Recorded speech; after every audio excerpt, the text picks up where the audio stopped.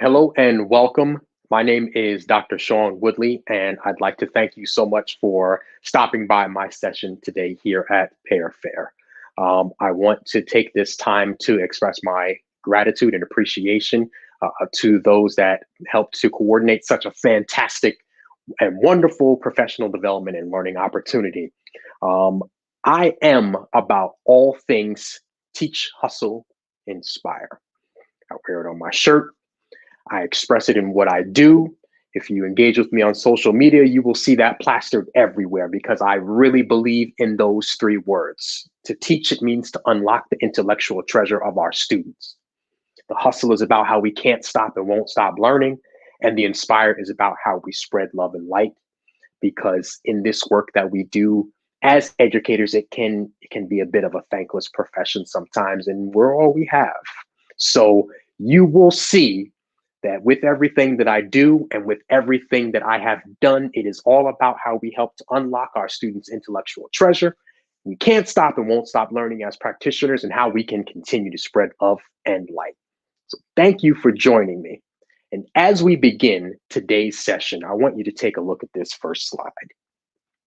We're talking about how to spark engagement and motivation in urban and culturally diverse classrooms. Now, what you'll see there, don't let that backdrop go past you. You see that turntable there with the arm of the record player and the mixer there that you can kind of see. I want you to pay attention and hold that in the back of your mind because we're going to come back to that. But what this is a groove that is slightly transformed. Here it is, a groove slightly transformed. Now, if you're a fan, if you're familiar with maybe some early 80s hip hop, this is the opening line to one of my absolute favorite songs. DJ Jazzy Jeff and the Fresh Prince. They say, here it is, a groove slightly transformed, just a bit of the break from the norm. And that's what this is today. This is just a little bit of a break from what you might normally see with staff development and professional development. It's a groove slightly transformed. That's what that particular song is. If you're familiar with Summertime, that's the title of the song. What they've done with that particular track is they took a groove that already existed. People don't realize a lot of times that that song technically is a remix. They took an original song, a jazz rendition from Kool and the Gang called Summer Madness, and they transformed it. It was a groove slightly transformed. They sped up the tempo a little bit, added the beat and a backbeat to it, added some lyrics to it, and now we have an official groove that is slightly transformed. And that, might I say, is not really. It's something that Summertime really doesn't get started for me until I hear that particular song. When we talk about how to spark engagement and motivation in urban and culturally diverse classrooms, I want to take you inside my school for a moment. We're going to go back in time, and I want to introduce you to somebody named Jonathan. Say hello to Jonathan if you can. Just type in the chat. Say hi, Jonathan. Take a second. He's concentrating right now, but he needs to know that he's seen and heard. Say hello to Jonathan. This is my student, Jonathan. Jonathan is one of those students, and let me put a pin in this. I've changed the names to protect the guilty in this instance. That's not his real name, but that's his alias for right now. Jonathan is one of those students who is intelligent, he's bright and talented, but he's also a little bit on the mischievous side. He's intelligent and he knows that he's intelligent. Moreover, he's one of those students that knows who he can get away with certain things with and whose class he cannot. So one particular instance, I was in my classroom trying to enjoy a few moments of downtime, a few moments of sanctity where I was able to just breathe for a moment. My students, I believe at this particular instance, they may have been in health and PE. So I was going to run down and try and prepare for my next lesson and make some copy machines, and crossing my fingers that the copy machine wasn't broken. You've been there. You know what I'm talking about. So I'm walking my way down the hallway, copy paper in hand, and I see yonder a colleague. And this particular colleague, she peeked her head out of the classroom window or out of the classroom door into the hallway to signal for help. Now you might have seen this look before. It's someone that, we're not supposed to leave the classroom, so it's kind of this look of help me. Anybody, the nearest person, please come and assist me. That's what I saw. And so I'm a nice guy. I went to help Miss Green. I said, Miss Green, how's everything going? She said, he won't listen to me. So I said, who? My student, Jonathan.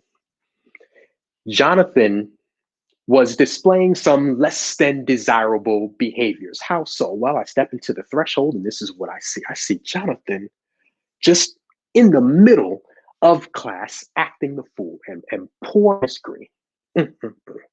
So I stepped back out and I said, give me a little context here. What's happening? How can I help? She said that I don't know what happened. He came into the classroom and slowly but surely he started to, as the kids say, turn up. And the next thing I know, I'm getting this. Jonathan choosing to entertain himself in the middle of class. I knew Jonathan because I'd had him the year before. As I mentioned, Jonathan is one of those students who knows what he can get away with in whose class. Now, here's the question that we need to examine with this. And in no way am I excusing Jonathan's behavior because he was wrong in that instance. However, we need to examine a couple of things that could lead up to that sort of opportunity for a student to entertain him or herself in the middle of classroom. What is it that we can put in place to capture our students' engagement? What is it that we can put in place to entice their natural and intrinsic motivation so much so that they don't even have the desire to try and entertain themselves in the middle of classroom, that they're so engaged with the work and so connected authentically to the work that now what we've done is we've transformed these standards and objectives into learning experiences. Ladies and gentlemen, another one of my favorite songs is You Can Get With This, You Can Get With That.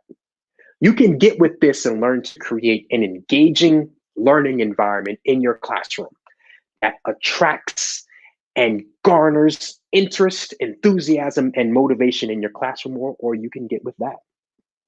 You can continue to just get by day to day and really drive up to the schoolyard and be in a position where you just have to say a prayer before you get out of that car and walk into that school for another day of who knows what. You have the power to control and direct what happens in your classroom. If there is something that I need you to understand, it is this. As educators, our work is single-handedly the most important profession on the face of this planet. Now, here's the thing that I need you to understand about that statement. I'm not here to argue with you about that.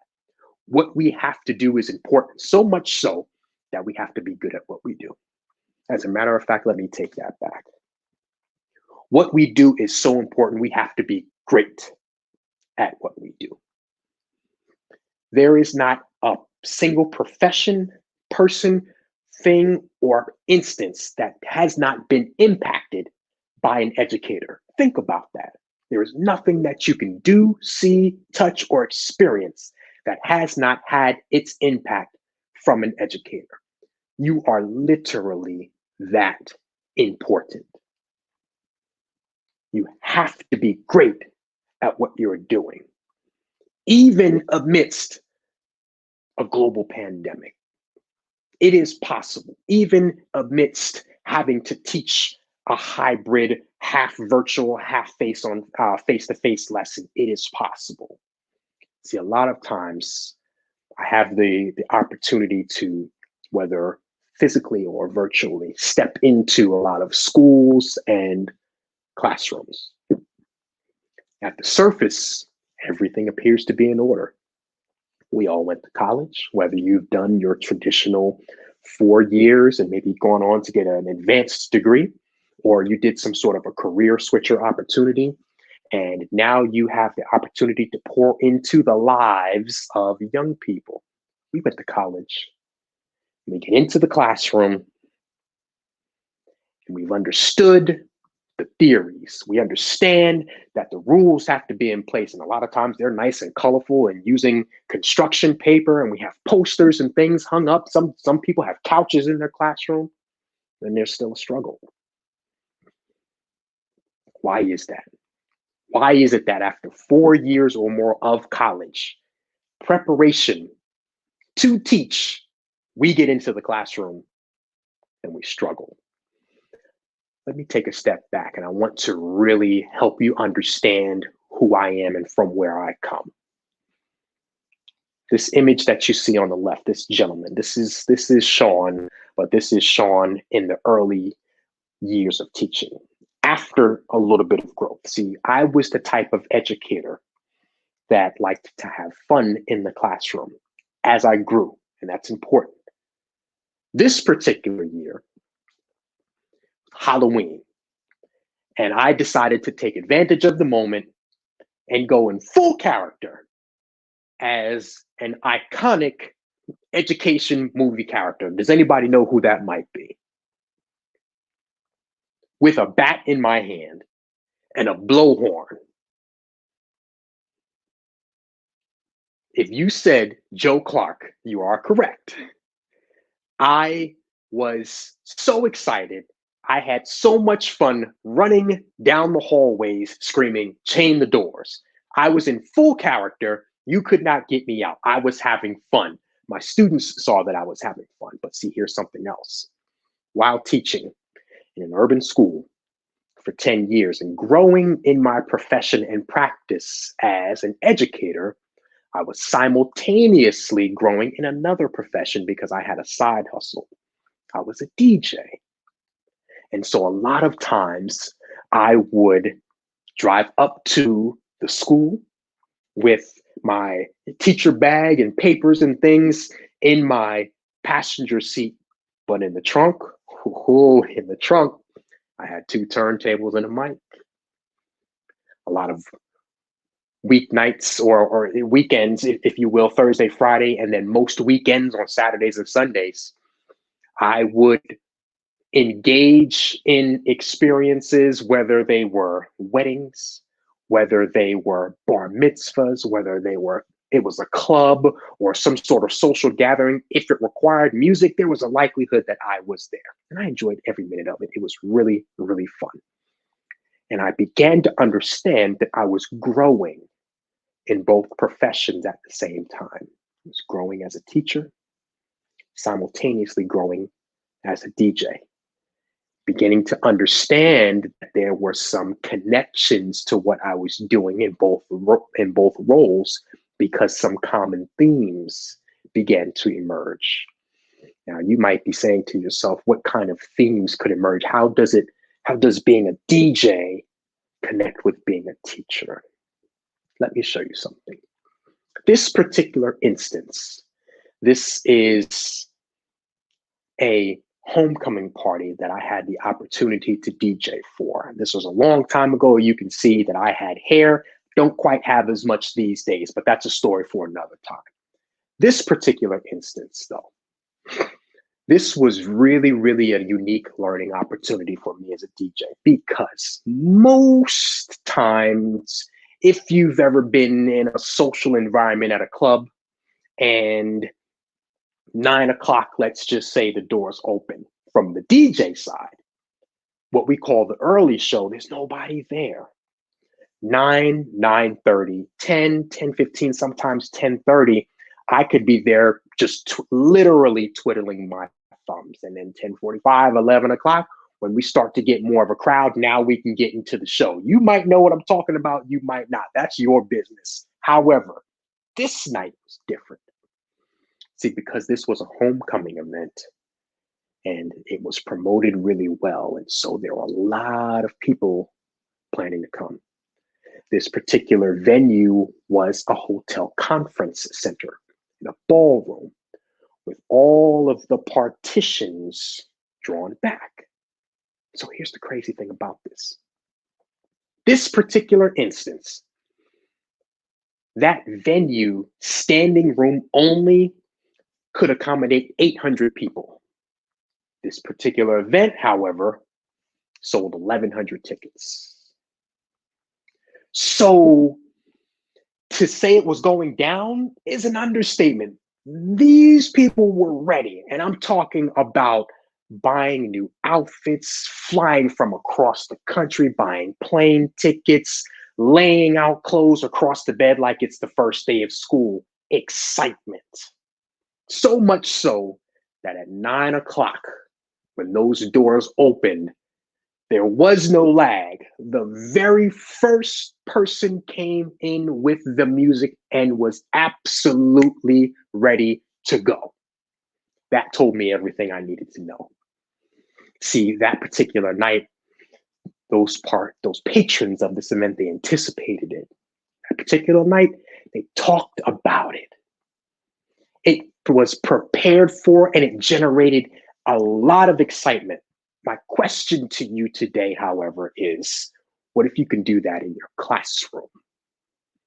Generate anticipation, generate learning experiences that are prepared for and talked about, and that generate authentic excitement. What if you can do that in your classroom?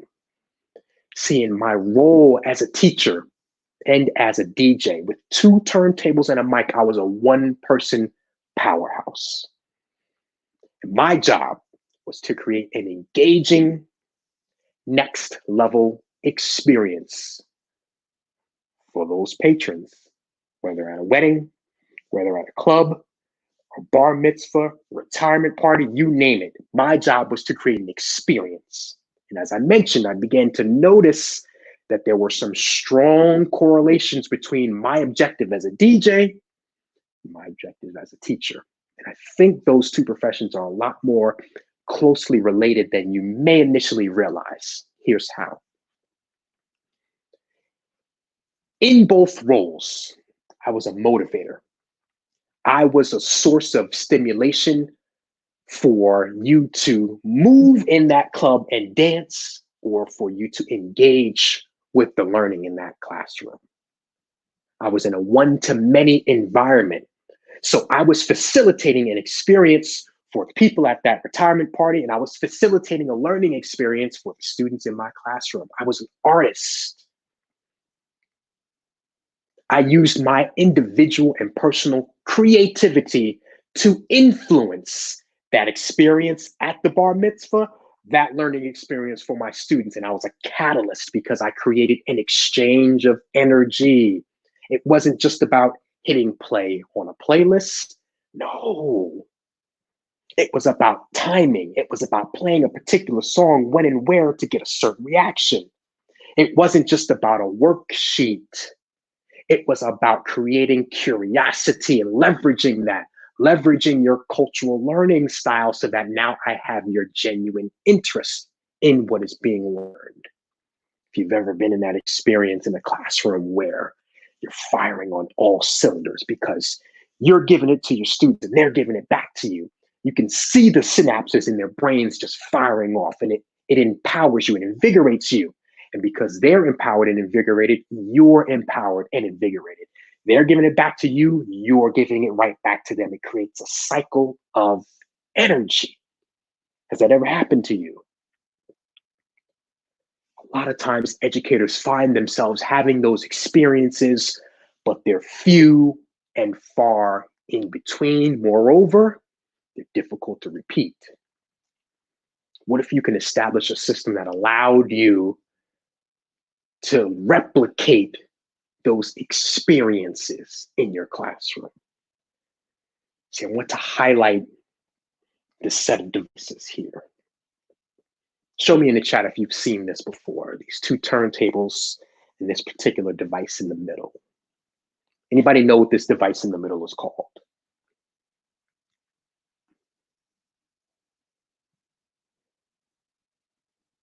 If you said a mixer, you are correct. This device is of very, very critical importance to the role of a DJ. particularly the portion towards the bottom. The horizontal line that you see is something called a crossfader. It's a lever. When you slide it all the way to the left, you hear what's on the left. When you slide it all the way to the right, you hear what's on the right. When it's in the middle, you have balance. When it's in the middle, you have balance. When it comes to the classroom, what are we trying to balance though? Two things. We're trying to create a balance between chaos and constriction. Chaos is that classroom where disorganization has made itself a nice plate and sitting right at home. Chaos is that classroom where obviously no learning is happening. No engagement is happening. There is no connection. Chaos has disinterest. Chaos has and exhibits a lack of enthusiasm from the students and the teacher. Chaos says that there is no order, there is no predictability. It's just whatever happens, happens. And the results and data reflect that. That's an extreme. On the other side of that is constriction. If chaos is no control, constriction is too much control. It's a classroom that has stifled learning. It is a classroom that is cold. It is a classroom that is not inviting and doesn't tell students you belong here. And for me personally, my education career began on the extreme side of constriction. That picture that I showed you before of me on Halloween, I grew to become an educator that learned to have fun. Unfortunately, I did not start that way because school where I got hired for my first teaching position was a school district in an urban school district, southeastern part of Virginia. It was a rather large district. And it was one of those schools that, depending on which side of the tracks your school fell on, depended on community funding, resources available, perception of that community, and the like. And of course, with the perception of the community, those students feed into that school. It's transferable. When I got hired in my first role as an educator, I was very excited about what I was doing. And I began to tell people, I'm going to teach. Where are you going to teach? And I would tell them the name of the school. Ooh. You're going to teach at that school with those kids. And I listened to that. Coupled with the fact that my original start date was in October because the position had become vacant in September when the teacher quit. I listened to that. So now here I am in a position where I'm going into that school with those kids who, according to my interpretation of that, ran that teacher out of there. There's only one thing that needs to happen. I need to go in there and shut things down. That's exactly what I did. I went in there and shut everything down. I had the type of classroom where we didn't have to worry about discipline problems. I didn't have to worry about administrators walking by and hearing a bunch of chaos in my classroom because I shut things down. Didn't have a lot of discipline infractions. Not my classroom. I shut things down. And see, here's the consequence of that. In my effort to shut things down, I shut everything down, including genuine and authentic learning. I shut down connection to me, and I shut down connection to the work because I created a very cold, somewhat hostile learning environment. Moreover, I generated fear. And I found this out accidentally because I got a phone call from a parent. It shook me to my core. The parent said, Mr. Woodley, I need you to understand that my daughter is scared in your classroom. It threw me for a total loop because I did not realize that in my effort to quote unquote shut things down for those kids, I generated fear. I taught like that for 2 solid years before I got that rude awakening in my classroom. And to this day, Fair, I'm not going to lie to you, it bothers me to my core about the students and the learning opportunities for connection that I missed because I was trying to feed into the perception of what I thought those kids needed. So I began to make some immediate changes to create better balance in my classroom. I didn't want to totally take my hands off of the steering wheel because then we're going to go into a state of chaos. But I did need to let up a little bit because we were too far over on that constriction side. To spark engagement and motivation in urban and culturally diverse classrooms, you have to understand that you're dealing with a population of students who in many instances have not had good experiences with education and or whose families have not had good experiences with education. Connection is needed. Connection to you, connection to the work, and it can be tiresome. So how do we create an opportunity for not only just our students to be motivated and engaged in the learning, but us too? It's a balance between 4 critical elements, what I call the elements of urban education. Creating a balance between achievement, alliance, awareness, and artistry. Now, depending on who you talk to, the balance that is needed can vary greatly from person to person. I'm going to give you a high-level overview of what each of these 4 elements is, and you might be able to say, all right, well, I feel that I'm pretty good here, but I know I need to work on this to create better balance. For you, you might be good in 2 of these areas, but one is really lacking to create better balance. And see, I really want to help you understand with that achievement factor of this. The achievement is the first element because that is all about how we essentially are getting our students from where they are to where they need to be. It's closing that Vygotsky zone of proximal development. We leverage our students' culture and their cultural learning styles and how they make sense of the world to transform standards and objectives into learning experiences. This is how we create experiences in our classroom. This is how we go beyond the worksheet. When we're talking about teaching that responds to our students culturally, we're talking about teaching in a way that gives the learning relevance to our students. We're talking about teaching in a way that creates meaning.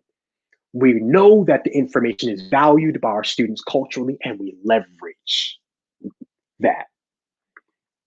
We create connection and allow students to work and rely on one another so that they not only establish a connection socially, but they connect with you as the teacher and they connect with the work thrice over. See, a lot of times, let me show you an example. If you look at this particular word problem, this word problem is an example of a lack of understanding culture and how it can be detrimental to students of color. This word problem says the Johnsons want to replace some furniture in their home. In order to shop for the right size, they need to know the furniture measurements. Pretty straightforward. So it's asking you to find the perimeter of the Johnson sofa to help them shop for another. Find the perimeter of the Johnson sofa to help them shop for another. When students were presented with this, it threw them off. A lot of them got it wrong. Type in the chat and see if you can figure out where the problem might be for this one. Did they forget that the formula for a perimeter is side plus side plus side plus side? Was the copy not legible? Was it unclear as to what the numbers were? Did they not have a good understanding of what was being asked here? What was it? It was one particular word in that word problem, the word sofa. See, for a lot of students in urban and culturally diverse communities, that is a couch, period. Go in the living room and sit on the couch. Take your feet off the couch. Don't eat in there. We eat at the dining room and get off the couch. That is a couch. But when you look at the data that would result from something like this, it would tell you students don't know it. Because when that one word was substituted, boom, light bulb went off. Oh, okay. The answer is C. Moving on.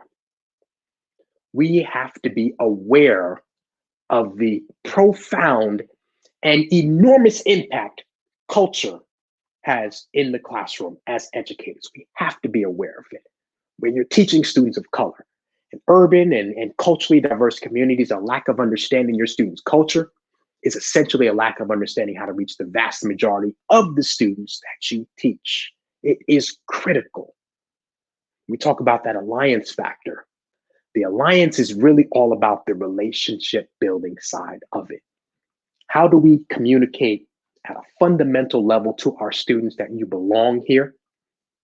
I value you. I see you. Relationship building is critical. And a lot of times, what we put in place in our schools is very surface, very tactical. But the benefits of relationship building are far more than meets the eye. We have to understand the heart work and the foundational work that it takes to build and create relationships. We have to understand that. And it is not an overnight process, especially when you're talking about students who, again, have many times had negative experiences in some way, shape, or form with education. Now, how is it that you can create a relational foundation? What is it that you can do? Here are two things right off the bat. Trust and communication. Trust is a strong factor because a lot of times trust is thought of in the sense of, I tell you a secret, don't tell anybody. Shh, secret. And if you tell somebody, you violated my trust.